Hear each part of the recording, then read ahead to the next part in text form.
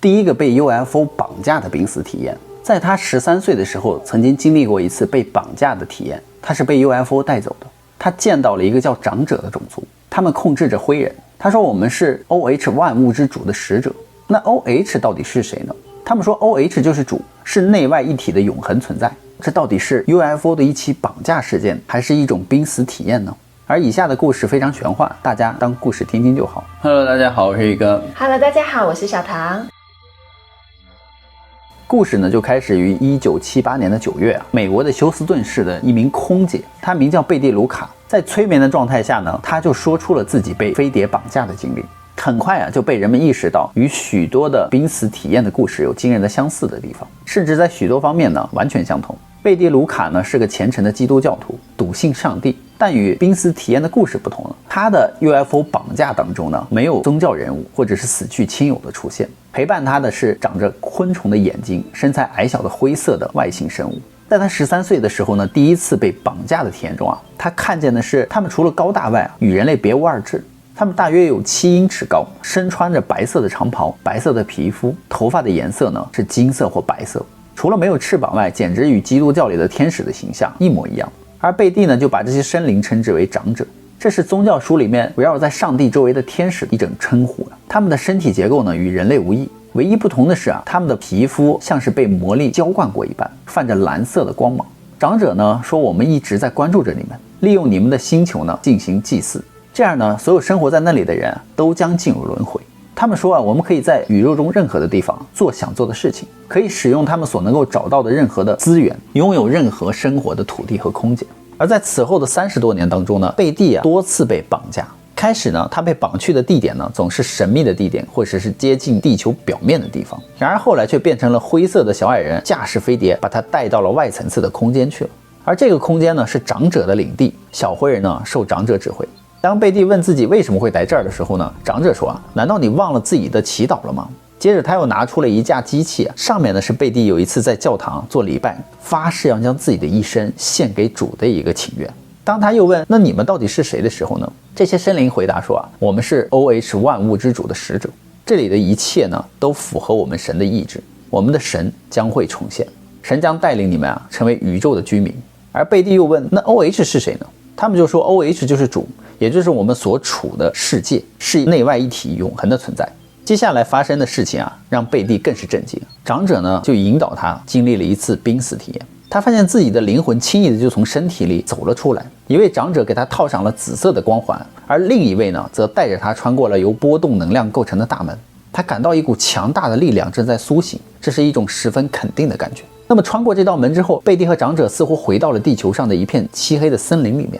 长者就伸手拍了拍他的肩膀，只见一道白光闪过之后，他们便置身于另外一个地方。这是一家医院的病房，一个年轻的病人躺在床上，一位护士在旁边看护。此外呢，还有2个是由黑暗组织组成的精灵在用力地拉扯着这个老人，似乎要把他的灵魂从身体里拖出来。但与此同时呢，一个明亮的精灵也在撕扯着他，似乎那2个精灵在争夺这个人的灵魂。那长者呢就像黑暗精灵掷出2个光球赶跑了他们，结束了这场斗争。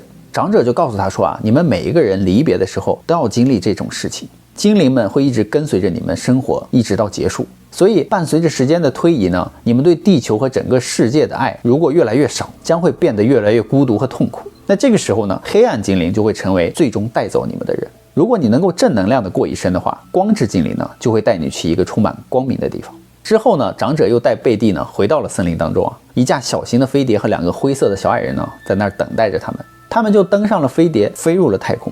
在天空之中呢，有一道绿色的光圈正以极快的速度移动着。而贝蒂就问我们要去哪儿呢？长者回答说我要带你去见主。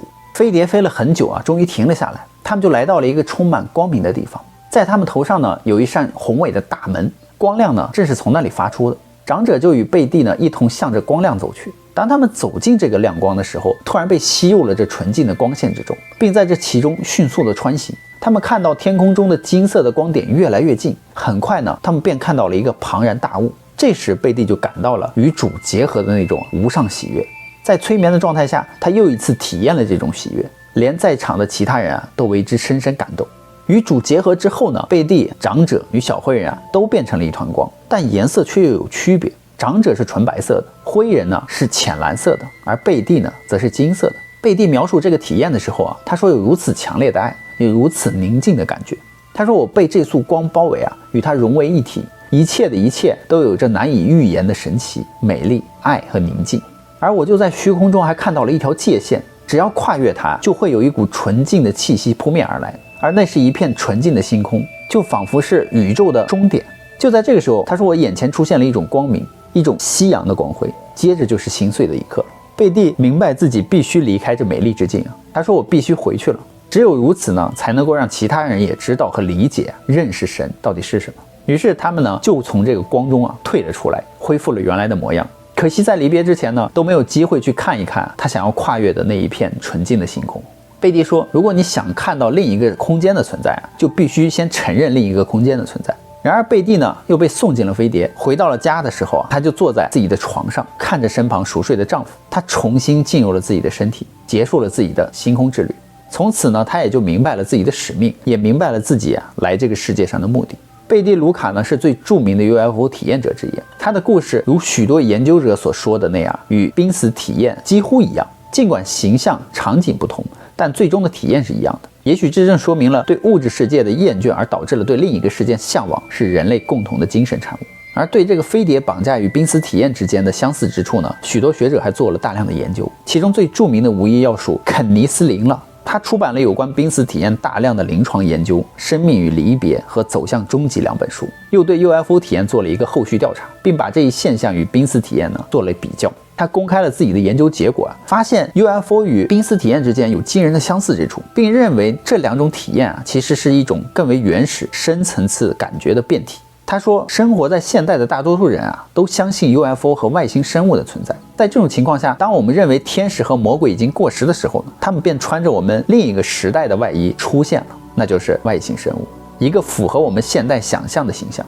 而当今的社会呢，世俗的思想已经成为社会生活的基本准则，但是人生信仰的冲动却未能尽除。传统宗教救赎的形象被投射到宇宙的舞台上，以外星人的形象出现，因此在心理上就可以被理解了。对于现代人来说，相信外星人要比相信上帝容易得多。这是肯尼斯林的研究和理解。那么在经典的著作《天堂印象》当中还记载过这么一个故事。约尼呢是加拿大多伦多的一位医生同时他是多伦多大学的副教授，现已著了3本书，其中有他自己濒死体验和他在临床治疗过程中所接触过的曾有过灵魂体验的人们。他今年42岁有一个7岁的儿子。多年来呢，他一直想搞清楚他经历的这一场是否是濒死体验。他认为这次体验使自己关注起了精神和灵魂。他说，我的濒死体验是出现在1979年的一次飞机失事的事件当中。那时候我很年轻，刚刚结束专业方面的培训。培训要求呢，我飞到加拿大安大略北部去为印第安的社团服务。他说，在那里我就遇到一个病重的印第安老太太。当他的医院无法为他治疗的时候，我就不得不陪同他乘飞机去一个大一些的城市去看病。我们当时乘坐的小飞机很不幸遇到了暴风雪，而飞机的发动机一个接一个的停止了运转，飞机就栽到了一个结冰的湖中，飞机被砸坏了，冰凉的水立刻灌了进来。当时飞行员立刻抽出了微型的无线电与外界联系，飞机很快的就沉了下去。我们都尽力的抓住旁边的冰块，可是冰又太薄了，每次我们想爬上去的时候，它就碎成了小块。最后我和一个护士一起抓到了一块有木头冻在一起的冰，那个冰稍微厚一些，他爬了上去，但是飞行员和我不得不游向200米以外的湖岸了。我们穿着厚厚的冬衣游了大约20分钟，终于奇迹般的上了岸，并被赶来的人送往了医院。就在几近冻死淹死的情况下我有了神秘的脱体体验。我一直认为那是濒死体验，虽然它在我们栽到湖里的时候就开始了。在飞机下坠的时候，我就预感到自己活不了了，恐慌的海浪向我袭来。在坠机的过程中，我当时就想到了上帝，上帝与我同在。同时我立刻心境就平了下来，而感到上帝就在不远处保护着我。所以当飞机下沉时，我一点都不惊慌，相反当时非常平静。在我向湖畔游去的时候我就从身体中脱了出来，我升起来了，飘升至了20米的高空。而现场发生的一切都在我的眼睛里。我看到了自己奋力向湖边游去，同时也觉得自己被光明所笼罩。我感到了上帝无处不在，博大的爱也无处不在。我当时就意识到自己仿佛在朝离别走去，可是根本我也不觉得害怕。我在医院中恢复了体温，意识也就瞬间回到了身体。它就像被装进了瓶子里的精灵。突然我回过神来，知道自己还继续活着。那是在1979年发生的事情。那时候人们还很少听说过濒死体验，所以当时我告诉同事们发生在我身上的这个奇异事件的时候，每个人都给我的故事贴上了医学标签。他们说，哦，你当时有低血糖嘛，那肯定是体温过低的直接反应嘛。这就是对我经历的一种解释。11年以来呢，我一直在研究神奇的濒死体验，而这次体验呢，对我具有深远的影响，它改变了我的世界观，而且还在持续的改变着。其中一个主要的改变呢，就是我对病人的态度。现在我总是很爱倾听他们对我所讲的一切，不管那是有多么不可思议。而另一个改变就是我积极的在医学界宣传这类体验的存在。现在我更关心的是心灵和精神，因为我知道了我的生命中的核心是灵魂。我也相信有一个崇高、博爱、全知全能的智者呢，在统治着这个宇宙。我也相信每一个生命都与这位神圣的主直接连接，我们就是他的孩子，不管呢你把它称作什么。